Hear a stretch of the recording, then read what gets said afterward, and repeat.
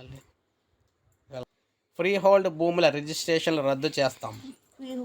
So మీరు ఇక్కడ చూసుకోవచ్చు, రాష్ట్రంలో దాదాపు 13 లక్షల ఎకరాల్లో 4 లక్షల ఎకరాలను అక్రమంగా ఫ్రీ హోల్డ్ చేసినట్లు గుర్తించామని రెవెన్యూ శాఖ ప్రత్యేక ప్రధాన కార్యదర్శి గారు అయితే తెలియజేశారు. ఈ భూముల్లో 25,000 ఎకరాల వరకు రిజిస్ట్రేషన్ చేయగా వాటిలో 8,000 వరకు అక్రమంగా గుర్తించినట్లు అయితే చెప్పారనమాట. నిషేధిత జాబితా నుంచి భూములను అక్రమంగా తొలగించి 4 లక్షల ఎకరాలతో పాటు 8,000 ఎకరాల రిజిస్ట్రేషన్ అయితే రద్దు చేసేందుకు చర్యలు అయితే తీసుకున్నామన్నారు.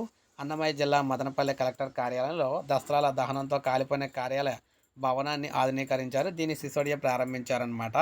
మీడియాతో మాట్లాడారు. దహనమైన 2,400 దసరాలను పునఃసృష్టిస్తామని కలెక్టర్ తహసీల్దార్ల కార్యాలయంలో ఉన్న రికార్డు లింకు దొరకడంతో ఇది సాధ్యమైందని వివరించారు. వీటి ద్వారా ఫ్రీ హోల్డ్ భూముల అక్రమాలు పడ్డాయని చెప్పేసి వెల్లడించారన్నమాట. దసరాల దహనం కేసు దర్యాప్తు కొనసాగుతుందని, కొందరిని అరెస్ట్ చేశామని, బయటి వారితో సంబంధాలు ఉండడంతో దర్యాప్తునకు సమయం తీసుకుంటుందని చెప్పారు. ముఖ్యంగా చూసుకున్నట్లయితే దాదాపు ఇవన్నీ కూడా ఈ ప్రీ హోల్డ్ సంబంధించిన ల్యాండ్లన్నీ కూడా ఇప్పుడు రిజిస్ట్రేషన్లు అయితే ఏపీలో రద్దు అయితే కాబోతూ ఉన్నాయన్నమాట.